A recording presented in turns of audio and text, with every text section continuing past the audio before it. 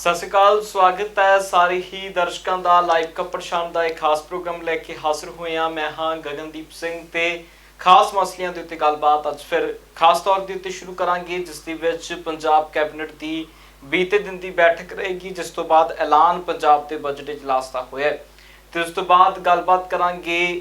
ਖੇਤੀਬਾੜੀ ਮੰਤਰੀ ਦੇ ਵੱਲੋਂ ਸੰਕੇਤ ਦਿੱਤੇ ਗਏ ਨੇ ਕਿ ਕਿਸਾਨਾਂ ਅਤੇ ਸਰਕਾਰ ਦੇ ਵਿਚਕਾਰ ਇੱਕ ਵਾਰ ਫਿਰ ਤੋਂ ਜਿਹੜਾ ਮੀਟਿੰਗਾਂ ਦਾ ਦੌਰ ਹੈ ਸ਼ੁਰੂ ਹੋ ਸਕਦਾ ਹੈ। ਕਿਉਂ ਹੋ ਸਕਦਾ ਹੈ, ਕਿਵੇਂ ਹੋ ਸਕਦਾ ਹੈ, ਇਸ ਦੇ ਉੱਤੇ ਚਰਚਾ ਰਹੇਗੀ।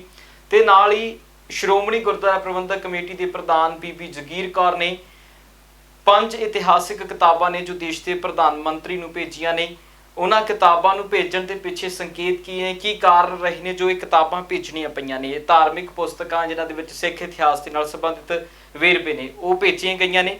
ਤੇ ਇਸ ਦੇ ਨਾਲ ਹੀ ਟਕੈਤ ਦਾ ਬਿਆਨ ਹੈ, ਕਿਸਾਨ ਆਗੂ ਦਾ ਇਹ ਬਿਆਨ ਬਹੁਤ ਵੱਡਾ ਬਿਆਨ ਹੈ, ਕਿਉਂਕਿ ਇਹਨਾਂ ਨੇ ਫਸਲਾਂ ਅਤੇ ਅੰਦੋਲਨ ਦੇ ਵਿੱਚੋਂ ਇੱਕ ਚੀਜ਼ ਨੂੰ ਚੁਣਦਿਆਂ ਅੰਦੋਲਨ ਨੂੰ ਚੁਣਨ ਦੀ ਗੱਲ ਕੀਤੀ ਹੈ। ਇਸ ਦੇ ਉੱਤੇ ਵੀ ਗੱਲ ਰਹੇਗੀ ਤੇ ਵੱਖ-ਵੱਖ ਮਸਲਿਆਂ ਤੇ ਗੱਲਬਾਤ ਜਾਰੀ ਰੱਖਾਂਗੇ। ਦਿੱਲੀ ਪੁਲਿਸ ਨੇ ਤਸਵੀਰਾਂ ਜਾਰੀ ਕੀਤੀਆਂ ਨੇ 26 ਜਨਵਰੀ ਦੀ ਹਿੰਸਾ ਤੋਂ ਬਾਅਦ ਜੋ ਕੁਝ ਵਾਪਰਿਆ, ਉਸ ਘਟਨਾ ਤੋਂ ਬਾਅਦ ਤਕਰੀਬਨ 200 ਦੇ ਕਰੀਬ ਤਸਵੀਰਾਂ ਨੇ ਜੋ ਜਾਰੀ ਕੀਤੀਆਂ ਨੇ। ਉਸ ਤੇ ਤਸਵੀਰਾਂ ਤੇ ਵੀ ਗੱਲਬਾਤ ਰਹੇਗੀ। ਕਈ ਪੰਜਾਬ ਦੇ ਨਾਮੀ ਕਲਾਕਾਰ ਦੀ ਵੀ ਇੱਕ ਦੇ ਤਸਵੀਰ ਹੈ ਇਸ ਦੇ ਵਿੱਚ, ਤੇ ਨਾਲ ਇੱਕ ਵੱਡੇ ਕਿਸਾਨ ਆਗੂ ਦੀ ਵੀ ਤਸਵੀਰ ਇਸ ਦੇ ਵਿੱਚ ਸ਼ਾਮਿਲ ਹੈ। ਸਭ ਤੋਂ ਪਹਿਲਾਂ ਡੱਲਾ ਸਾਹਿਬ ਦਾ ਸਵਾਗਤ, ਫਿਰ ਇੱਕ ਇੱਕ ਕਰਕੇ ਵੱਡੇ ਮਸਲਿਆਂ ਤੇ ਵੱਲ ਵਧਦੇ ਹਾਂ। ਡੱਲਾ ਜੀ ਸਵਾਗਤ ਹੈ। ਬਹੁਤ ਬਹੁਤ ਧੰਨਵਾਦ ਜੀ, ਸਾਰਿਆਂ ਦਾ ਹੀ ਬਹੁਤ ਬਹੁਤ ਧੰਨਵਾਦ। ਡੱਲਾ ਜੀ, ਸਭ ਤੋਂ ਪਹਿਲਾਂ ਤਾਂ ਜੋ ਕੈਬਨਿਟ ਮੀਟਿੰਗ ਹੋਈ ਹੈ ਬੀਤੀ ਸ਼ਾਮ, ਉਸ ਕੈਬਨਿਟ ਮੀਟਿੰਗ ਦੇ ਵਿੱਚ ਜੋ ਕੁਝ ਹੋਇਆ ਹੈ, ਪਹਿਲੀ ਗੱਲ ਤਾਂ ਕਿ ਕੈਬਨਿਟ ਦਾ ਜੋ ਇਸ ਵਾਰ ਦਾ ਬਜਟ ਇਜਲਾਸ ਹੈ 10 ਦਿਨ ਦਾ ਹੋਣ ਜਾ ਰਿਹਾ, 1 ਮਾਰਚ ਤੋਂ 10 ਮਾਰਚ ਤੱਕ ਦਾ। ਇਸ ਲੰਬੇ ਤੇ ਵੱਡੇ ਬਜਟ ਇਜਲਾਸ ਦੇ ਵਿੱਚ ਤੁਹਾਨੂੰ ਕੀ ਲੱਗਦਾ ਕਿ ਕੁਝ ਪੰਜਾਬ ਦੇ ਲੋਕਾਂ ਲਈ ਖਾਸ ਹੋ ਸਕਦਾ ਹੈ, ਕਿ ਕੁਝ ਸਰਕਾਰ ਆਪਣੇ ਪੱਧਰ ਦੇ ਉੱਤੇ ਖਾਸ ਕਰਨਾ ਚਾਹੇਗੀ, ਕਿਉਂਕਿ ਆਖਰੀ ਇਜਲਾਸ ਹੈ ਇਸ ਸਰਕਾਰ ਦਾ, ਕਿਉਂਕਿ ਇਸ ਤੋਂ ਬਾਅਦ 2022 ਦੀ ਅਗਲੀ ਨਵੀਂ ਸਰਕਾਰ ਹੋਏਗੀ। ਬਿਲਕੁਲ, ਇਹ 15ਵੀਂ ਵਿਧਾਨ ਸਭਾ ਦਾ 14ਵਾਂ ਇਜਲਾਸ ਹੈ। ਸੋ 1 ਸਾਲ ਪਿਆ ਵਿਧਾਨ ਸਭਾ ਦਾ ਸੈਸ਼ਨ, ਤਾਂ ਹਜੇ ਮੌਨਸੂਨ ਸੈਸ਼ਨ ਵੀ ਆਉਣਾ ਗਗਨ, ਔਰ ਉਸ ਤੋਂ ਬਾਅਦ ਸਰਦ ਰੁੱਤ ਦਾ ਇਜਲਾਸ ਵੀ ਆਉਣਾ ਹੈ, ਔਰ ਇੱਕ ਦਾ ਕੋਈ ਵਿਸ਼ੇਸ਼ ਸੈਸ਼ਨ ਵੀ ਆਊਗਾ। ਸੋ 3 ਤਾਂ ਸੈਸ਼ਨ ਨੇ ਜਿਹੜੇ ਵਿਧਾਨ ਸਭਾ ਦੇ 2022 ਦੀਆਂ ਚੋਣਾਂ ਤੋਂ ਪਹਿਲਾਂ ਹੋ ਹੀ ਜਾਣੇ ਨੇ। ਇਹ 15ਵੀਂ ਵਿਧਾਨ ਸਭਾ ਚੱਲ ਰਹੀ ਹੈ ਔਰ 14ਵਾਂ ਸੈਸ਼ਨ ਹੈ ਕੈਪਟਨ ਅਮਰਿੰਦਰ ਦੀ ਇਸ 15ਵੀਂ ਵਿਧਾਨ ਸਭਾ ਦਾ, ਔਰ 10 ਦਿਨ ਦਾ ਇਜਲਾਸ ਹੈ। 10 ਦਿਨ ਦੇ ਵਿੱਚੋਂ ਕਿਉਂਕਿ 1 ਮਾਰਚ ਤੋਂ ਲੈ ਕੇ 10 ਦਿਨ ਤੱਕ ਦੀ ਗੱਲ ਹੈ, ਸੋ ਇੱਕ ਸ਼ਨੀਵਾਰ ਔਰ ਐਤਵਾਰ ਤਾਂ ਜ਼ਰੂਰ ਆਏਗਾ। ਸੋ ਇਹ ਮੰਨ ਲਈਏ ਕਿ 8 ਦਿਨ ਰਹਿ ਜਾਣੇ ਨੇ। ਪਹਿਲੇ ਦਿਨ ਸ਼ਰਧਾਂਜਲੀ ਦਿੱਤੀ ਜਾਣੀ ਹੈ ਤੇ ਕੋਈ ਕੰਮਕਾਰ ਨਹੀਂ ਹੁੰਦਾ। ਸੋ ਕੁੱਲ ਮਿਲਾ ਕੇ ਦੇਖਿਆ ਜਾਵੇ ਤੇ 7 ਕੁ ਦਿਨ ਦਾ ਸਮਾਂ ਹੈ, ਔਰ 7 ਕੁ ਦਿਨਾਂ ਦੇ ਵਿੱਚ ਹੀ ਜਿਹੜਾ ਸਾਰਾ ਕੰਮ ਹੈ, ਬਿਜ਼ਨਸ ਜਿਹਨੂੰ ਕਹਿੰਦੇ ਨੇ, ਉਹ ਹੋਣਾ ਹੈ। ਔਰ ਪੰਜਾਬ ਦਾ ਬਜਟ ਜਿਹੜਾ ਸਾਲਾਨਾ ਬਜਟ ਹੁੰਦਾ ਪੰਜਾਬ ਦਾ, ਉਹ ਪੇਸ਼ ਕੀਤਾ ਜਾਣਾ ਹੈ। ਔਰ ਇਸ ਤੋਂ ਇਲਾਵਾ ਮੈਨੂੰ ਲੱਗਦਾ ਕਿ ਜਿਹੜੇ ਖੇਤੀ ਕਾਨੂੰਨ ਨੇ, ਜਿਹੜੇ ਪਹਿਲਾਂ ਸੋਧ ਮਤੇ ਪਾਸ ਕੀਤੇ ਗਏ ਸੀ, ਖੇਤੀ ਕਾਨੂੰਨਾਂ ਨੂੰ ਰੱਦ ਕਰਕੇ ਸੋਧ ਮਤੇ ਪਾਸ ਕੀਤੇ ਗਏ ਸੀ ਔਰ ਵਿਰੋਧ ਮਤੇ ਪਾਸ ਕੀਤੇ ਗਏ ਸੀ, ਉਹ ਸਾਰੇ ਨਵੇਂ ਸਿਰੇ ਤੋਂ ਕੈਪਟਨ ਅਮਰਿੰਦਰ ਸਿੰਘ ਵਿਧਾਨ ਸਭਾ ਦੇ ਇਸ ਸੈਸ਼ਨ ਦੇ ਵਿੱਚ ਕਰਨਗੇ। ਕਿਉਂਕਿ ਪਹਿਲੇ ਜਿਹੜੇ ਸੋਧ ਮਤੇ ਸੀ, ਜਿਹੜੇ ਸੋਧ ਬਿੱਲ ਸੀ, ਉਹ ਸੋਧ ਬਿੱਲ ਨੇ ਜਿਹੜੇ ਉਹ ਗਵਰਨਰ ਨੇ ਰਾਸ਼ਟਰਪਤੀ ਕੋਲੇ ਨਹੀਂ ਭੇਜੇ, ਕਿਉਂਕਿ ਕੇਂਦਰੀ ਕਾਨੂੰਨਾਂ ਦੇ ਵਿੱਚ ਸੋਧਾਂ ਕੀਤੀਆਂ ਗਈਆਂ ਸੀ, ਇਸ ਕਰਕੇ ਰਾਸ਼ਟਰਪਤੀ ਦੇ ਦਸਤਖਤ ਹੋਣੇ ਜ਼ਰੂਰੀ ਸੀ, ਔਰ ਉਹ ਨਹੀਂ ਭੇਜੇ। ਹੁਣ ਇੱਕ ਵਾਰੀ ਫਿਰ ਉਹਨਾਂ ਨੂੰ ਦੁਬਾਰਾ ਇਸ ਵਿਧਾਨ ਸਭਾ ਸੈਸ਼ਨ 'ਚ ਮਤੇ ਪਾ ਕੇ ਰੱਦ ਕੀਤਾ ਜਾ ਸਕਦਾ ਹੈ, ਤੇ ਫਿਰ ਉਹ ਗਵਰਨਰ ਕੋਲੇ ਜਾਣਗੇ, ਤੇ ਫਿਰ ਗਵਰਨਰ ਲਈ ਆਮ ਤੌਰ ਦੇ ਉੱਤੇ ਜਿਹੜਾ ਵਿਧਾਨ ਸਭਾ ਦੇ ਵਿੱਚ ਦੂਜੀ ਵਾਰੀ ਬਿੱਲ ਜਾਂ ਮਤਾ ਜਾਂ ਖਰੜਾ ਪਾਸ ਕੀਤਾ ਹੁੰਦਾ ਹੈ, ਗਵਰਨਰ ਦੇ ਲਈ ਉਹਦੇ ਤੇ ਸਹੀ ਪਾਉਣੀ ਦੂਸਰੀ ਵਾਰ ਲਾਜ਼ਮੀ ਹੁੰਦੀ ਹੈ। ਪਹਿਲੀ ਵਾਰੀ ਗਵਰਨਰ ਮੋੜ ਸਕਦਾ ਹੈ ਵਿਚਾਰ ਕਰਨ ਦੇ ਲਈ। ਸੋ ਇਸ ਸਥਿਤੀਆਂ ਦੇ ਵਿੱਚ ਵੀ ਅਗਰ ਇਹੀ ਗੱਲ ਹੁੰਦੀ ਹੈ, ਅਗਰ ਇਸ ਤਰੀਕੇ ਦੇ ਨਵੇਂ ਕਾਨੂੰਨ ਕੋਈ ਬਣਦੇ ਨੇ ਖੇਤੀਬਾੜੀ ਨਾਲ ਜਾਂ ਸੋਧ ਮਤੇ ਨੇ, ਅਗਰ ਗਵਰਨਰ ਕੋਲੇ ਦੁਬਾਰਾ ਪਾਸ ਹੋਣ ਤੋਂ ਬਾਅਦ ਜਾਂਦੇ ਨੇ, ਕੀ ਗਵਰਨਰ ਸਾਹਿਬ ਹੁਣ ਰਾਸ਼ਟਰਪਤੀ ਕੋਲੇ ਭੇਜਣਗੇ? ਜੇ ਗਵਰਨਰ ਸਾਹਿਬ ਨਹੀਂ ਭੇਜਦੇ ਰਾਸ਼ਟਰਪਤੀ ਕੋਲੇ, ਤਾਂ ਫਿਰ ਸੰਵਿਧਾਨਿਕ ਪ੍ਰਕਿਰਿਆ ਦੇ ਤਹਿਤ ਸੁਪਰੀਮ ਕੋਰਟ ਦੇ ਵਿੱਚ ਪੰਜਾਬ ਦੀ ਸਰਕਾਰ ਹੈ ਜਿਹੜੀ ਇਹਨਾਂ ਮਸਲਿਆਂ ਤੇ ਜਾ ਸਕਦੀ ਹੈ। ਸੋ ਕੈਪਟਨ ਅਮਰਿੰਦਰ ਸਿੰਘ ਪੂਰੀ ਤਰ੍ਹਾਂ ਨਾਲ ਮੈਨੂੰ ਲੱਗਦਾ ਹੈ ਇਸ ਰਣਨੀਤੀ ਤੇ ਵਿਚਾਰ ਕਰ ਰਹੇ ਨੇ, ਔਰ ਸਵਾਲ ਖੜਾ ਹੋਏਗਾ ਆਮ ਆਦਮੀ ਪਾਰਟੀ ਲਈ ਔਰ ਅਕਾਲੀ ਦਲ ਲਈ, ਕਿਉਂਕਿ ਪਿਛਲੀ ਵਾਰੀ ਜਦੋਂ ਸੋਧ ਮਤੇ ਆਏ ਸੀ ਗਗਨ, ਅਕਾਲੀ ਦਲ ਔਰ ਆਮ ਆਦਮੀ ਪਾਰਟੀ ਵਿਧਾਨ ਸਭਾ 'ਚ ਗਏ ਸੀ, ਇਹਨਾਂ ਨੇ ਸਰਬਸੰਮਤੀ ਨਾਲ ਇਹ ਸੋਧ ਮਤੇ ਪਾਸ ਕਰਾਏ ਸੀ, ਸਿਰਫ ਬੀਜੇਪੀ ਦੇ ਵਿਧਾਇਕ ਨਹੀਂ ਸੀ ਗਏ। ਉਸ ਤੋਂ ਬਾਅਦ ਅਗਲੇ ਦਿਨ ਹੀ ਕਹਿ ਦਿੱਤਾ ਸੀ ਅਕਾਲੀ ਦਲ ਔਰ ਆਮ ਆਦਮੀ ਪਾਰਟੀ ਨੇ ਕਿ ਕੈਪਟਨ ਅਮਰਿੰਦਰ ਨੇ ਜਿਹੜੇ ਅਸੀਂ ਪਾਸ ਕੀਤੇ ਸੀ ਸੋਧ ਮਤੇ, ਅਸੀਂ ਕਿਸਾਨਾਂ ਦੇ ਹੱਕ 'ਚ ਹਾਂ, ਕਿਸਾਨਾਂ ਕਰਕੇ ਕੀਤੇ ਸੀ, ਪਰ ਕੈਪਟਨ ਅਮਰਿੰਦਰ ਨੇ ਸਾਨੂੰ ਗੁੰਮਰਾਹ ਕੀਤਾ, ਅੱਖਾਂ 'ਚ ਘੱਟਾ ਪਾਇਆ। ਬਾਅਦ ਦੇ ਵਿੱਚ ਵਿਰੋਧ ਕਰਦੇ ਰਹੇ ਔਰ ਰਾਸ਼ਟਰਪਤੀ ਕੋਲੇ ਵੀ ਨਾਲ ਨਹੀਂ ਗਏ। ਤੁਹਾਨੂੰ ਪਤਾ ਹੋਣਾ ਗਵਰਨਰ ਕੋਲੇ ਸਾਰੇ ਗਏ ਸੀ ਇਕੱਠੇ। ਉਸ ਦਿਨ ਸ਼ਰਨਜੀਤ ਢਿੱਲੋਂ ਜਿਹੜੇ ਵਿਰੋਧੀ ਧਿਰ ਦੇ ਮਾਫ ਕਰਨਾ ਜਿਹੜੇ ਸ਼੍ਰੋਮਣੀ ਅਕਾਲੀ ਦਲ ਦੇ ਵਿਧਾਇਕ ਦਲ ਦੇ ਆਗੂ ਹੈ, ਉਹ ਵੀ ਪ੍ਰੈਸ ਕਾਨਫਰੰਸ ਕੈਪਟਨ ਅਮਰਿੰਦਰ ਦੇ ਨਾਲ ਸੀ, ਉੱਥੇ ਉਹ ਵੀ ਬੋਲੇ। ਸੋ ਹੋਰ ਸਾਰੇ ਲੋਕ ਉੱਥੇ ਸੀ। ਹੁਣ ਇਹ ਦੇਖਣ ਵਾਲੀ ਗੱਲ ਹੋਏਗੀ ਗਗਨ ਕਿ ਇਸ ਵਾਰ ਆਮ ਆਦਮੀ ਪਾਰਟੀ ਔਰ ਅਕਾਲੀ ਦਲ ਕੀ ਅਗਰ ਦੁਬਾਰਾ ਕੈਪਟਨ ਅਮਰਿੰਦਰ ਖੇਤੀ ਕਾਨੂੰਨਾਂ ਦੇ ਸੋਧ ਮਤੇ ਲਿਆਉਂਦੇ ਨੇ ਤੇ ਕੀ ਸਮਰਥਨ 'ਚ ਵੋਟ ਕਰਦੇ ਨੇ ਜਾਂ ਰੱਦ ਕਰਦੇ ਨੇ, ਇਹ ਦੇਖਣ ਵਾਲੀ ਗੱਲ ਰਹੂਗੀ। ਪਰ ਕੈਪਟਨ ਅਮਰਿੰਦਰ ਇਹ ਕੰਮ ਮੈਨੂੰ ਲੱਗਦਾ ਵਿਧਾਨ ਸਭਾ 'ਚ ਕਰਨਗੇ। ਇਸ ਤੋਂ ਇਲਾਵਾ ਮਾਈਨਿੰਗ ਬਾਰੇ ਵੀ ਕੋਈ ਨਾ ਕੋਈ ਨਵਾਂ ਕਾਨੂੰਨ ਕੈਪਟਨ ਅਮਰਿੰਦਰ ਬਣਾ ਸਕਦੇ ਨੇ, ਕੋਈ ਨਵੀਂ ਪਾਲਿਸੀ ਹੈ ਜਿਹੜੀ ਵਿਧਾਨ ਸਭਾ ਸੈਸ਼ਨ 'ਚ ਲਿਆ ਸਕਦੇ ਨੇ, ਕਿਉਂਕਿ ਰੇਤੇ ਦਾ ਜਿਹੜਾ ਕੰਮ ਹੈ ਪੰਜਾਬ 'ਚ ਉਹ ਕੈਪਟਨ ਅਮਰਿੰਦਰ ਲਈ ਕਾਫੀ ਬਦਨਾਮੀ ਬਣਿਆ ਹੋਇਆ। ਸ਼ੁਰੂ 'ਚ ਕੈਪਟਨ ਅਮਰਿੰਦਰ ਸਿੰਘ ਨੇ ਕਿਹਾ ਸੀ ਕਿ ਅਸੀਂ ਜਿਹੜਾ ਮਾਈਨਿੰਗ ਹੈ ਉਹਨੂੰ ਕੰਟਰੋਲ ਕਰਾਂਗੇ, ਅਸੀਂ ਮਾਫੀਏ ਤੋਂ ਮਾਈਨਿੰਗ ਨੂੰ ਮੁਕਤ ਕਰਾਂਗੇ। ਇਹ ਵਿਧਾਨ ਸਭਾ ਸੈਸ਼ਨ 'ਚ ਮਾਈਨਿੰਗ ਦੀ ਨਵੀਂ ਪਾਲਿਸੀ ਆ ਸਕਦੀ ਹੈ ਜਾਂ ਕੋਈ ਮਾਈਨਿੰਗ ਤੇ ਨਵਾਂ ਫਾਰਮੂਲਾ ਆ ਸਕਦਾ ਹੈ। ਔਰ ਇੱਕ ਗੱਲ ਮੈਂ ਹੋਰ ਦੱਸਦਾ, ਇਸ ਵਿਧਾਨ ਸਭਾ ਦੇ ਸੈਸ਼ਨ 'ਚ ਸਾਨੂੰ ਨਵਜੋਤ ਸਿੰਘ ਸਿੱਧੂ ਫਿਰ ਦਿਖਣਗੇ। ਪਿਛਲੀ ਵਾਰੀ ਵੀ ਜਦੋਂ ਖੇਤੀਬਾੜੀ ਕਾਨੂੰਨਾਂ ਨੂੰ ਰੱਦ ਕਰਨ ਲਈ ਸੋਧ ਮਤੇ ਆਏ ਸੀ, ਉਦੋਂ ਵੀ ਵਿਧਾਨ ਸਭਾ ਸੈਸ਼ਨ 'ਚ ਨਵਜੋਤ ਸਿੰਘ ਸਿੱਧੂ ਗਏ ਸੀ। ਇਸ ਵਾਰ ਵੀ ਬੜਾ ਅਹਿਮ ਸੈਸ਼ਨ ਹੈ, ਨਵਜੋਤ ਸਿੰਘ ਸਿੱਧੂ ਇਸ ਸੈਸ਼ਨ ਦੇ ਵਿੱਚ ਮੌਜੂਦ ਰਹਿਣਗੇ। ਮੈਨੂੰ ਪੂਰਾ ਭਰੋਸਾ ਹੈ, ਕਿਉਂਕਿ ਉਹਨਾਂ ਨੂੰ ਪਤਾ ਹੈ ਕਿ ਇਹ ਸੈਸ਼ਨ ਪੰਜਾਬ ਦੇ ਹੱਕਾਂ ਲਈ, ਪੰਜਾਬ ਦੀਆਂ ਮੰਗਾਂ ਦੇ ਲਈ ਬਹੁਤ ਅਹਿਮ ਰਹਿ ਸਕਦਾ ਹੈ। ਸੋ ਨਵਜੋਤ ਸਿੰਘ ਸਿੱਧੂ ਵੀ ਜਾਣਗੇ। ਇਹ ਵੀ ਹੋ ਸਕਦਾ ਜਿਹੜਾ ਇੱਕ ਗੁਪਤ ਸਮਝੌਤਾ ਜਿਹਾ ਹੋਇਆ ਸੀ ਕੈਪਟਨ ਅਮਰਿੰਦਰ ਔਰ ਨਵਜੋਤ ਸਿੰਘ ਸਿੱਧੂ ਵਿਚਾਲੇ, ਜਿਹੜਾ ਸੁਣਿਆ ਦੇਖਿਆ ਕਿਸੇ ਨੇ ਨਹੀਂ, ਉਹਦਾ ਐਲਾਨ ਨਹੀਂ ਹੋਇਆ, ਜਿਹਦੇ ਤਹਿਤ ਕੈਪਟਨ ਅਮਰਿੰਦਰ ਔਰ ਨਵਜੋਤ ਸਿੰਘ ਸਿੱਧੂ ਨੇ ਇਕੱਠਾ ਲੰਚ ਵੀ ਕੀਤਾ ਸੀ, ਭੋਜਨ ਛਕਿਆ ਸੀ। ਸੋ ਹੋ ਸਕਦਾ ਮਾਈਨਿੰਗ ਪਾਲਿਸੀ ਜਾਂ ਦੂਜੀਆਂ ਗੱਲਾਂ 'ਚ ਜਾਂ ਖੇਤੀਬਾੜੀ ਬਿੱਲਾਂ ਦੇ ਬਾਰੇ 'ਚ ਜਾਂ ਇਹ ਵੀ ਸੰਭਾਵਨਾ ਹੈ ਕਿ ਕੋਈ ਨਵਾਂ MSP ਦੇ ਉੱਤੇ ਕਾਨੂੰਨ ਪੰਜਾਬ 'ਚ ਆ ਸਕਦਾ ਹੈ। ਇਹ ਵੀ ਸੰਭਾਵਨਾ ਹੈ ਕਿ ਕੈਪਟਨ ਅਮਰਿੰਦਰ, ਕਾਂਗਰਸ ਦੀ ਹਾਈ ਕਮਾਂਡ ਔਰ ਨਵਜੋਤ ਸਿੰਘ ਸਿੱਧੂ ਨੇ ਮਿਲ ਕੇ ਇਹ ਡਰਾਫਟ ਜਾਂ ਖਰੜਾ ਜਾਂ ਸਲਾਹ ਮਸ਼ਵਰੇ ਨਾਲ ਤਿਆਰ ਕੀਤਾ ਹੋਵੇ, ਸੰਭਾਵਨਾ ਹੋ ਸਕਦੀ ਹੈ। ਇਹ ਤਾਂ ਜਦੋਂ ਅਧਿਕਾਰਿਕ ਤੌਰ ਤੇ ਦੱਸਣਗੇ ਕਾਂਗਰਸ ਵਾਲੇ ਫੇਰ ਹੀ ਪਤਾ ਲੱਗੂਗਾ।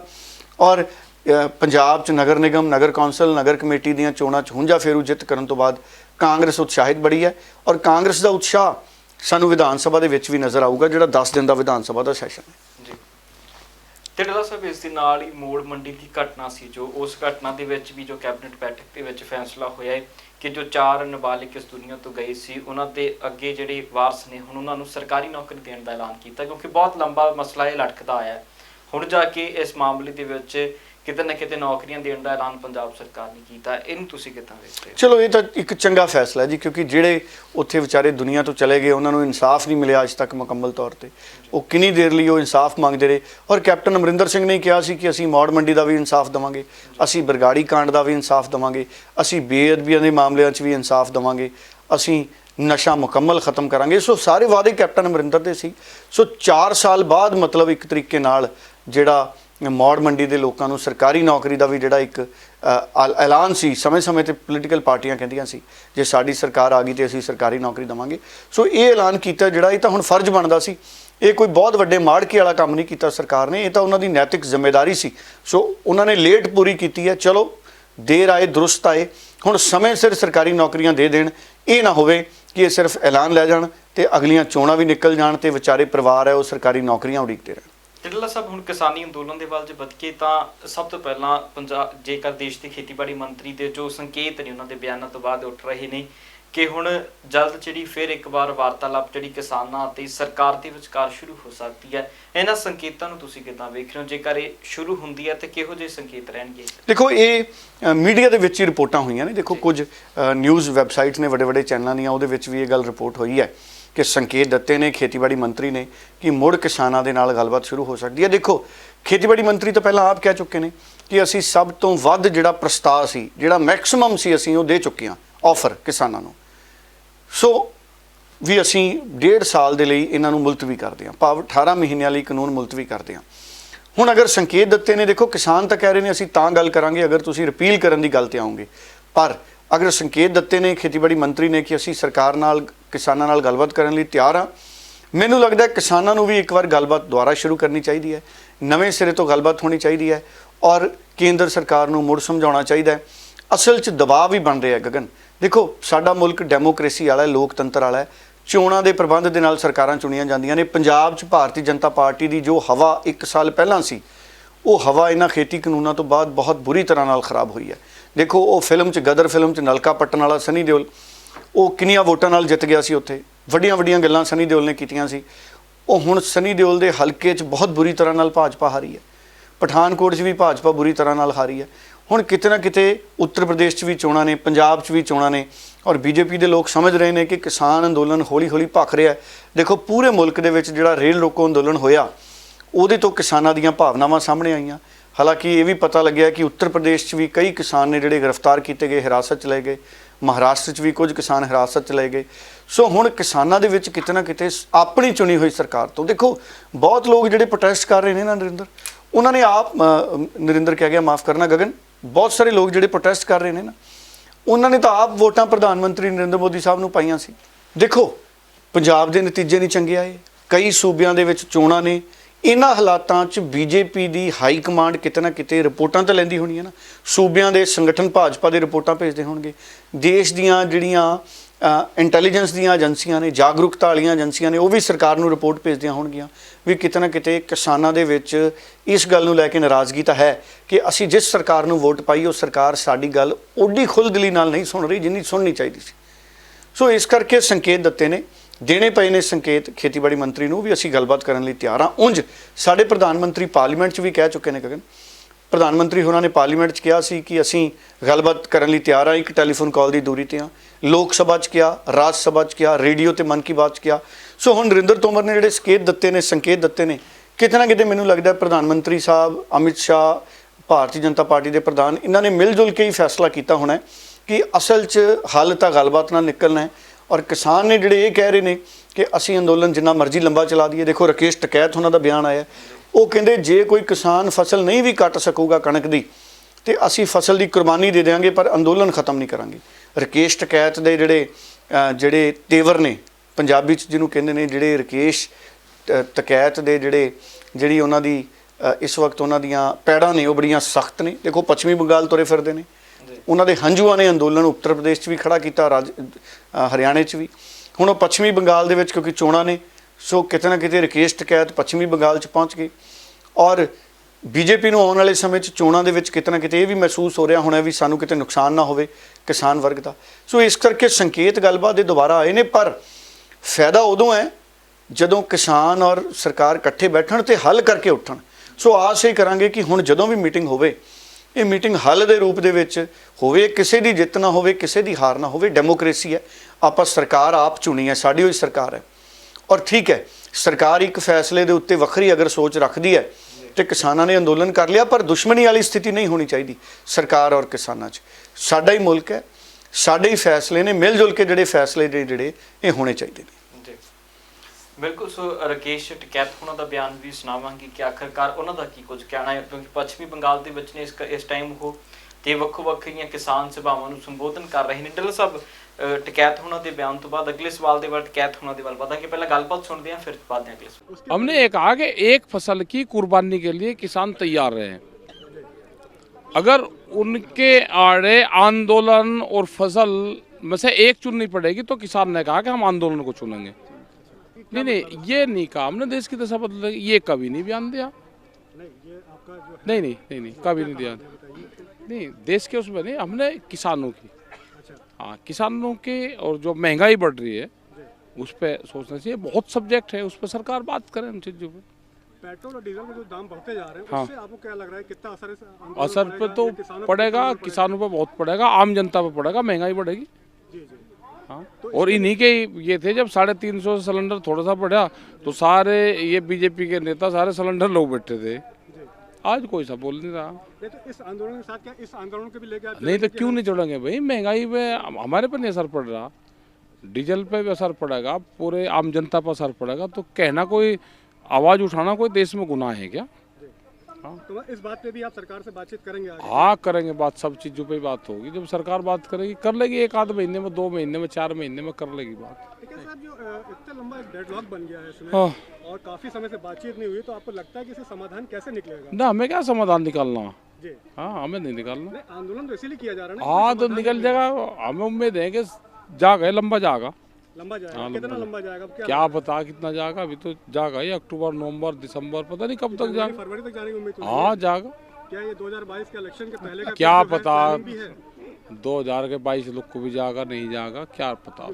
ਡਿੱਲਰ ਸਾਹਿਬ, ਜਿਸ ਤਰ੍ਹਾਂ ਟਕੈਤ ਹੁਣੇ ਪੱਛਮੀ ਬੰਗਾਲ ਦੇ ਵਿੱਚ ਨੇ, ਉੱਥੇ ਹੋ ਸਕਦਾ ਕਿ ਆਉਣ ਵਾਲੇ 1 ਹਫ਼ਤੇ ਦੇ ਵਿੱਚ ਚੋਣਾਂ ਦੀ ਤਰੀਕ ਵੀ ਜਿਹੜੀ ਤੈਅ ਹੋ ਜਾਵੇ। ਤੇ ਇਸ ਦਰਮਿਆਨ ਭਾਜਪਾ ਨੂੰ ਇਹਦਾ ਕਿੰਨਾ ਕੁ ਵੱਡਾ ਨੁਕਸਾਨ ਵੇਖਦੇ ਹੋ, ਕਿਉਂਕਿ ਉੱਥੇ ਜੇ ਏਡੀਆਂ ਵੱਡੀਆਂ ਮਹਾ ਪੰਚਾਇਤਾਂ ਹੋਣਗੀਆਂ ਤਾਂ ਕਿਤੇ ਨਾ ਕਿਤੇ ਸਿਆਸੀ ਤੌਰ ਦੇ ਉੱਤੇ ਭਾਜਪਾ ਨੂੰ ਨੁਕਸਾਨ ਝੱਲਣਾ ਪੈ ਸਕਦਾ ਉੱਥੇ। ਦੇਖੋ ਨਿਸ਼ਚਿਤ ਤੌਰ ਦੇ ਉੱਤੇ ਅਗਰ ਹਫ਼ਤੇ 10 ਦਿਨਾਂ ਦੇ ਵਿੱਚ ਚੋਣਾਂ ਦਾ ਐਲਾਨ ਹੋ ਜਾਂਦਾ ਹੈ ਔਰ ਰਕੇਸ਼ ਟਕੈਤ, ਦੇਖੋ ਰਕੇਸ਼ ਟਕੈਤ ਦਾ ਕੱਦ ਤਾਂ ਵੱਡਾ ਹੋ ਗਿਆ ਨਾ, ਰਕੇਸ਼ ਟਕੈਤ ਦੇ ਹੰਝੂਆਂ ਨੇ ਕਿੱਡਾ ਜਨ ਸਮਰਥਨ ਦਾ ਹੜ੍ਹ ਲਿਆ ਤਾ।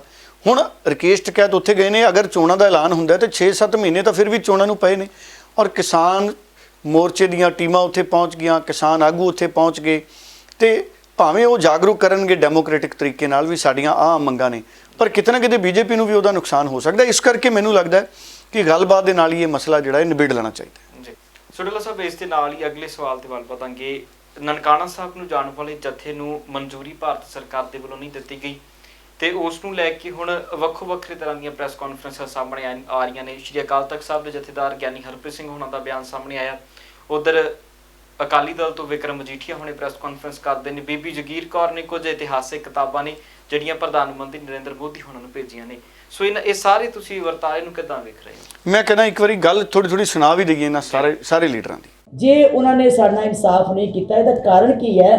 ਉਹਦੇ ਵਾਸਤੇ ਮੈਂ ਅੱਜ 8 ਕੁ ਕਿਤਾਬਾਂ ਦਾ ਸੈੱਟ, ਜਿਹੜਾ ਕਿ ਗੁਰਦੁਆਰਾ ਸੁਧਾਰ ਲਹਿਰ ਨਾਲ ਸੰਬੰਧਿਤ ਹਨ, ਭਾਵੇਂ ਉਹ ਨਨਕਾਣਾ ਸਾਹਿਬ ਦਾ ਸਾਕਾ, ਭਾਵੇਂ ਉਹ ਜੈਤੋ ਕੇ ਮੋਰਚੇ ਦਾ, ਭਾਵੇਂ ਗੁਰੂ ਕੇ ਬਾਗ ਦਾ, ਭਾਵੇਂ ਅਕਾਲੀ ਮੋਰਚਿਆਂ ਦਾ, ਭਾਵੇਂ ਸਾਡੇ ਉੱਥੋਂ ਦੇ ਉਸ ਵੇਲੇ ਦੇ ਜਿਨ੍ਹਾਂ ਦਾ ਅੱਖੀ ਡਿੱਠਾ ਹਾਲ ਸੀਗਾ, ਉਹ ਕਿਤਾਬਾਂ ਲਿਖੀਆਂ। ਉਹ ਸਾਰੀਆਂ 8 ਕਿਤਾਬਾਂ ਦਾ ਸੈੱਟ ਬਣਾ ਕੇ ਮਾਨਯੋਗ ਪ੍ਰਧਾਨ ਮੰਤਰੀ ਜੀ ਨੂੰ, ਮਾਨਯੋਗ ਗ੍ਰਹਿ ਮੰਤਰੀ ਨੂੰ ਅਸੀਂ ਭੇਜ ਰਹੇ ਹਾਂ ਤੇ ਨਾਲ ਮੈਂ ਬਕਾਇਦਾ ਸਕੱਤਰ ਦੀ ਡਿਊਟੀ ਲਾ ਰਹੀ ਹਾਂ ਕਿ ਉਹ ਉੱਥੇ ਜਾ ਕੇ, ਸਾਡਾ ਮੀਤ ਸਕੱਤਰ ਆਪ ਜਾ ਕੇ ਦਫ਼ਤਰ ਵਿੱਚ ਦੇ ਕੇ ਆਉਣ ਕਿ ਪ੍ਰਧਾਨ ਮੰਤਰੀ ਜੀ ਇੱਕ ਵਾਰੀ ਸਾਡੇ ਇਤਿਹਾਸ ਨੂੰ ਜ਼ਰੂਰ ਖੋਜ ਕੇ ਦੇਖੋ ਕਿ ਜਿਹੜਾ ਤੁਸੀਂ ਸਾਨੂੰ ਅੱਜ ਜਵਾਬ ਦਿੱਤਾ ਗ੍ਰਹਿ ਮੰਤਰਾਲੇ ਵੱਲੋਂ ਦਿੱਤਾ ਗਿਆ, ਕਿ ਇਹ ਜਾਇਜ਼ ਹੈ, ਕਿ ਇਹ ਸਾਡੇ ਵਾਸਤੇ ਦੁਖਦਾਈ ਨਹੀਂ, ਕਿ ਸਾਡੇ ਨਾਲ ਬੇਇਨਸਾਫੀ ਨਹੀਂ, ਕਿ ਸਾਡੇ ਨਾਲ ਧੱਕਾ ਨਹੀਂ, ਕਿ ਸਾਨੂੰ ਇਹ ਸੱਟ ਨਹੀਂ ਵੱਜੀ।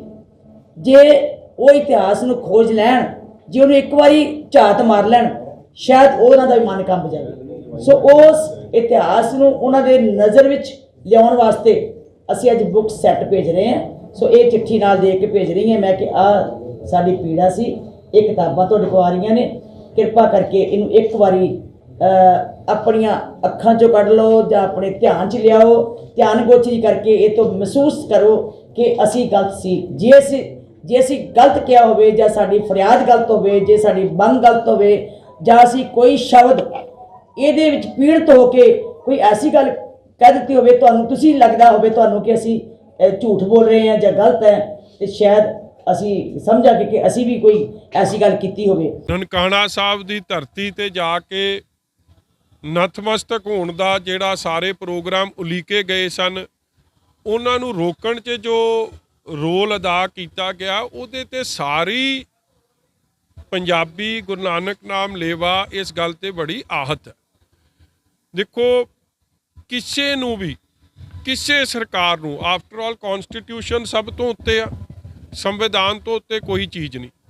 ਔਰ ਅੱਜ ਤੱਕ ਲੰਮੇ ਇਤਿਹਾਸ 'ਚ ਕਦੇ ਇਹ ਨਹੀਂ ਹੋਇਆ ਕਿ ਗੁਰੂ ਧਾਮਾਂ ਤੋਂ ਜਾਣ, ਨਤਮਸਤਕ ਹੋਣ ਤੋਂ, ਉਹ ਵੀ ਕਿਸੇ ਸੰਗਤ ਨੂੰ, ਔਰ ਇੱਥੇ ਤਾਂ ਅਕਾਲ ਤਖਤ ਸਾਹਿਬ ਦੇ ਜਥੇਦਾਰ ਸਾਹਿਬ ਜਿਹੜਾ ਲੀਡ ਕਰ ਰਹੇ, ਉਹਨਾਂ ਨੂੰ ਕਦੇ ਰੋਕਿਆ ਗਿਆ ਹੋਵੇ।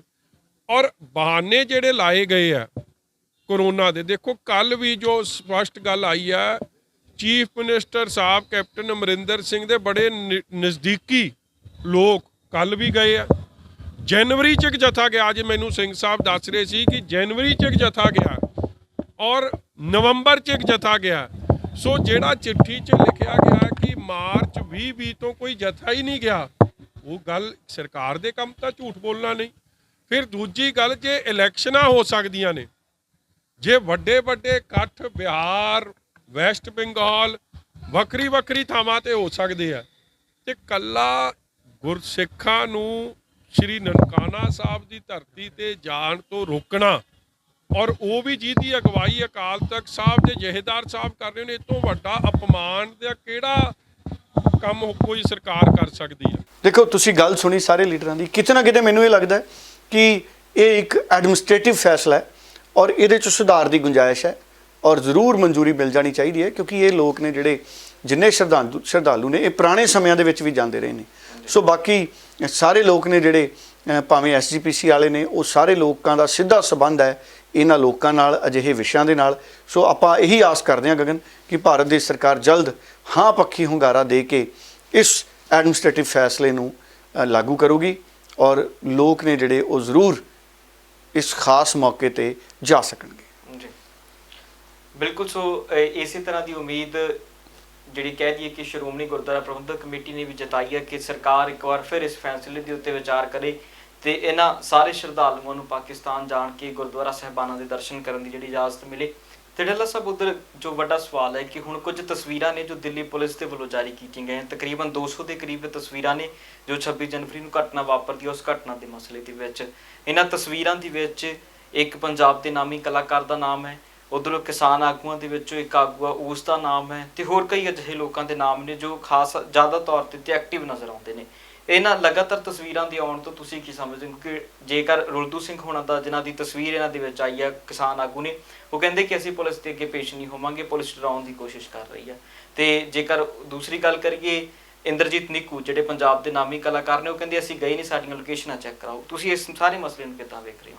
ਨਹੀਂ ਦੇਖੋ, ਇਹ ਤਾਂ ਹੁਣ ਇੱਕ ਕਾਨੂੰਨੀ ਮਸਲਾ ਹੈ ਗਗਨ, ਸ਼ੁੱਧ ਤੌਰ ਤੇ। ਹੁਣ ਅਗਰ ਉਹ ਕਹਿ ਰਹੇ ਨੇ ਕਿ ਉਹ ਉੱਥੇ ਗਏ ਨਹੀਂ, ਉਹਨਾਂ ਦੀਆਂ ਲੋਕੇਸ਼ਨਾਂ ਚੈੱਕ ਕਰ ਲਓ, ਤੇ ਮੈਨੂੰ ਲੱਗਦਾ ਜਦੋਂ ਦਿੱਲੀ ਪੁਲਿਸ ਕੋਈ ਪੁੱਛਗਿੱਛ ਕਰੂਗੀ ਜਾਂ ਜਾਣਕਾਰੀ ਹਾਸਲ ਕਰੂਗੀ ਤੇ ਇਹ ਤਾਂ ਗੱਲ ਸਪਸ਼ਟ ਹੋ ਹੀ ਜਾਣੀ ਹੈ। ਹੁਣ ਜਿਹੜਾ ਵਿਅਕਤੀ ਦਿੱਲੀ ਗਿਆ ਹੀ ਨਹੀਂ ਗਗਨ, ਉਹ ਕਿੱਦਾਂ ਸਾਬਤ ਹੋ ਜਾਊਗਾ?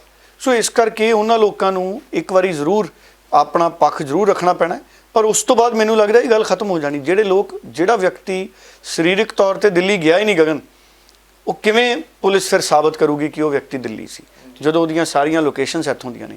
ਸੋ ਜਿਹੜੀਆਂ ਤਸਵੀਰਾਂ ਦੀ ਗੱਲ ਹੈ, ਇਹ ਪਤਾ ਲੱਗਿਆ ਕਿ ਗੁਜਰਾਤ ਦੀ ਇੱਕ ਲੈਬੋਰਟਰੀ ਨੇ ਜਾਂ ਪੁਲਿਸ ਦਾ ਕੋਈ ਪ੍ਰਬੰਧ ਹੈ ਜਿਹਦੇ ਤਹਿਤ ਇਹ ਵੱਖ-ਵੱਖ ਵੀਡੀਓਜ਼ ਦੇ ਵਿੱਚੋਂ ਵੀ ਇਹ ਤਸਵੀਰਾਂ ਨੇ ਲਈਆਂ ਗਈਆਂ ਨੇ। ਸੋ ਹੌਲੀ-ਹੌਲੀ ਇਹ ਚੀਜ਼ਾਂ ਨੇ ਜਿਹੜੀਆਂ ਇਹਨਾਂ ਦਾ ਕੱਪੜਛਾਣ ਹੋਊਗਾ, ਇਹ ਵੈਰੀਫਾਈ ਹੋਣਗੀਆਂ। ਦੇਖੋ, ਤਸਵੀਰਾਂ ਜਾਰੀ ਹੋਣ ਦਾ ਮਤਲਬ ਇਹ ਨਹੀਂ ਕਿ ਇਹ ਸਾਰੇ ਲੋਕ ਨੇ ਜਿਹੜੇ ਇਹ ਉੱਥੇ ਹੋਣ ਹੀ ਹੋਣ।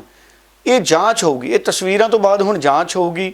ਜਿਨ੍ਹਾਂ ਲੋਕਾਂ ਦੀਆਂ ਤਸਵੀਰਾਂ ਨੇ ਉਹਨਾਂ ਦੀਆਂ ਲੋਕੇਸ਼ਨਾਂ ਪੁਰਾਣੇ ਸਮੇਂ ਦੀਆਂ ਦੇਖੀਆਂ ਜਾਣਗੀਆਂ, ਟੈਲੀਫੋਨ ਕੰਪਨੀਆਂ ਤੋਂ ਉਹਨਾਂ ਦੀਆਂ ਲੋਕੇਸ਼ਨਸ ਦਾ ਰਿਕਾਰਡ ਮਿਲ ਜਾਊਗਾ। ਉਸ ਤੋਂ ਬਾਅਦ ਫਿਰ ਇਹ ਗੱਲ ਅੱਗੇ ਵਧੂਗੀ। ਮੈਨੂੰ ਲੱਗਦਾ ਇਹ ਇੱਕ ਕਾਨੂੰਨੀ ਪ੍ਰਕਿਰਿਆ ਹੈ।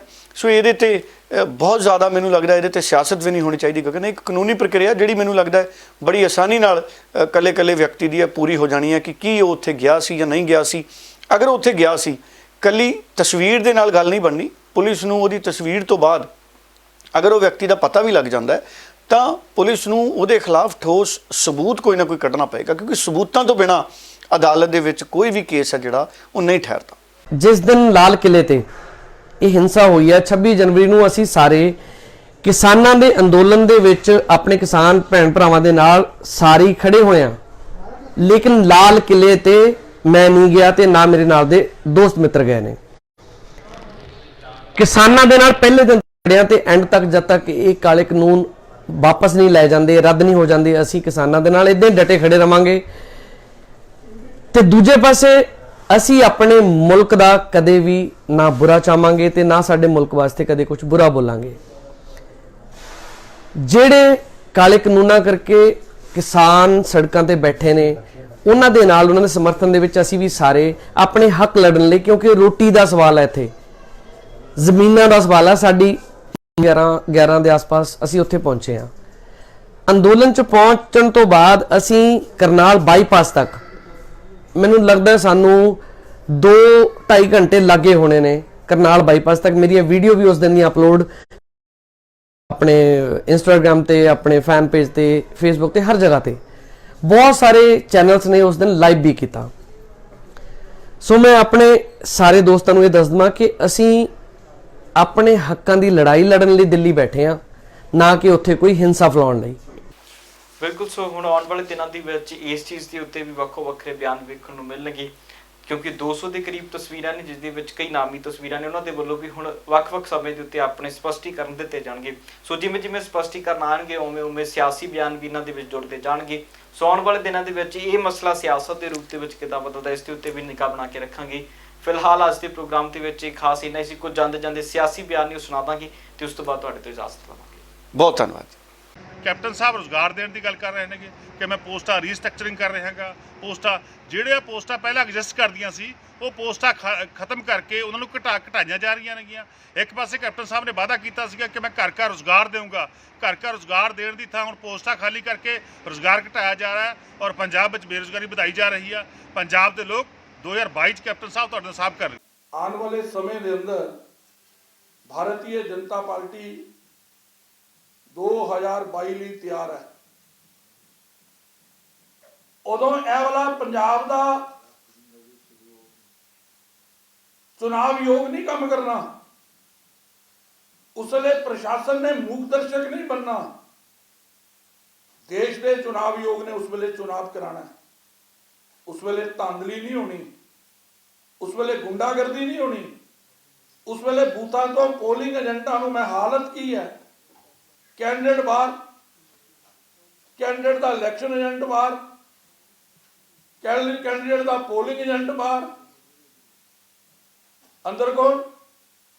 ਕਾਂਗਰਸ ਦੇ ਕੈਂਡੀਡੇਟ, ਪੁਲਿਸ ਦੇ ਮੁਲਾਜ਼ਮ। ਔਰ ਇਸ ਪ੍ਰਕਾਰ ਦਾ ਘਨੌਣਾ ਲੋਕਤੰਤਰ ਦਾ ਚਿਹਰਾ ਇਹਨਾਂ ਨੇ ਬਣਾਇਆ ਹੈ ਕਿ ਸ਼ਰਮ ਆਣਾ ਸ਼ੁਰੂ ਹੋ ਜਾਂਦੀ ਹੈ ਕਿ ਅਸੀਂ ਇਸ ਲੋਕਤੰਤਰ ਦਾ ਹਿੱਸਾ। ਸਾਡਾ ਲੋਕਤੰਤਰ ਤੇ ਐਸਾ ਨਹੀਂ ਹੈ। ਜੋ ਚਿਹਰਾ ਪੰਜਾਬ ਦੇ ਅੰਦਰ ਅਮਰਿੰਦਰ ਦੀ ਸਰਕਾਰ ਨੇ ਬਣਾਇਆ, ਲਿਸਟਾਂ ਦੇ, ਕਦੀ ਕਿਸੇ ਨੇ ਸੁਣਿਆ ਵੋਟਰ ਲਿਸਟ ਜਿਹੜੀ ਪਾਰਟੀਆਂ ਨੂੰ ਦਿੱਤੀ ਜਾਏ, ਜਿਹੜੀ ਕੈਂਡੀਡੇਟਾਂ ਨੂੰ ਦਿੱਤੀ ਜਾਏ, ਸਵੇਰੇ ਜਦੋਂ ਉਹ ਵੋਟਾਂ ਦੇ ਲਈ ਜਾਂਦੇ ਨੇ ਹਰ ਬੂਥ ਦੇ ਉੱਤੇ 100 ਵੋਟਰ ਲਿਸਟ ਵੱਧ ਗਈ ਹੋਏ। 100 ਨਾ ਉਸ ਵਾਰਡ ਦੇ ਰਹਿਣ ਵਾਲੇ ਨੇ, ਬਾਹਰੋਂ ਦੀ ਉਹਨਾਂ ਦੇ ਵੋਟ ਬਣਾਏ ਜਾਂਦੇ ਆ, ਬਾਹਰ ਦੇ ਰਹਿਣ ਵਾਲੇ ਲੋਕਾਂ ਦੇ। ਅਗਰ ਇੱਕ ਬੂਥ ਤੇ 100 ਬੰਦੇ ਆ ਤੇ 300 ਸਾਇਲੈਂਟ ਰੈਕੀ ਕੀਤੀ ਹੈ, ਪੂਰੀ ਤਰ੍ਹਾਂ ਲੁੱਟ ਕੀਤੀ ਹੈ। ਸਰ ਪਹਿਲਾਂ ਤਾਂ ਇਹ ਹੀ ਜਾਣ ਲੈਣਾ ਚਾਹੀਦਾ ਹੈ ਕਿ ਬੀਜੇਪੀ ਤੇ ਅਕਾਲੀ ਦਲ ਅਲੱਗ ਕਿਹੜੇ ਮੁੱਦੇ ਤੇ ਹੋਏ। ਕਿਸਾਨੀ ਮੁੱਦਾ ਹੀ ਸੀ। ਅੱਜ ਅਸੀਂ ਇਹ ਕਿਸਾਨ ਦੀ ਗੱਲ ਕਰਦੇ ਹਾਂ, ਕੋਈ ਇਹਨਾਂ ਨੂੰ ਇਹ ਚੀਜ਼ ਨੂੰ ਇਹਨਾਂ ਨੂੰ ਉਹਨਾਂ ਦੀਆਂ ਮੰਗਾਂ ਜਿਹੜੀਆਂ ਮੰਨ ਲੈਣੀਆਂ ਚਾਹੀਦੀਆਂ। ਔਰ ਮੈਂ ਦੂਜੀ ਗੱਲ ਇਹ ਕਹਿਣੀ ਚਾਹੁੰਦਾ, ਅਗਰ ਇਹ ਕਹਿੰਦੇ ਆ ਵੀ ਸਾਨੂੰ ਸਮਾਂ ਨਹੀਂ ਮਿਲਿਆ ਤਾਂ ਇਹ ਨਹੀਂ ਹੋ ਸਕਿਆ ਤੇ ਮਜੀਠਾ ਕਿਉਂ ਅਕਾਲੀ ਦਲ ਜਿੱਤ ਗਿਆ? ਕਿਉਂ? ਇਹ ਬਹਾਨੇਬਾਜ਼ੀ ਹੈ ਸਾਰੀ, ਇੱਥੇ ਵੀ ਹੋ ਰਹੀ, ਉੱਪਰ ਵੀ ਹੋ ਰਹੀ। ਕੋਈ ਮਤਲਬ ਐਸੀ ਗੱਲ ਨਹੀਂ ਹੈ। ਇਹਨਾਂ ਨੂੰ ਲੋਕਾਂ ਦੀਆਂ ਭਾਵਨਾਵਾਂ ਨੂੰ ਸਮਝਣਾ ਚਾਹੀਦਾ। ਇਸ ਦੇ ਟ੍ਰਿਬਿਊਨ 'ਚ ਸੋਮ ਪ੍ਰਕਾਸ਼ ਜੀ ਯੂਨੀਅਨ ਮਿਨਿਸਟਰ ਜਿਹੜੇ ਸਬ ਕਮੇਟੀ ਦੇ ਮੈਂਬਰ ਵੀ ਸੀਗੇ, ਉਹਨਾਂ ਦਾ ਬਿਆਨ ਪੜ੍ਹੋ। ਉਹਨਾਂ ਨੇ ਕਿਹਾ ਕਿ ਬੀਜੇਪੀ ਦੀ ਡਿਫੀਟ ਜਿਹੜੀ ਹੈ ਉਹ ਕਿਸਾਨ ਅੰਦੋਲਨ ਕਰਕੇ ਹੋਈ ਹੈ। Thank you.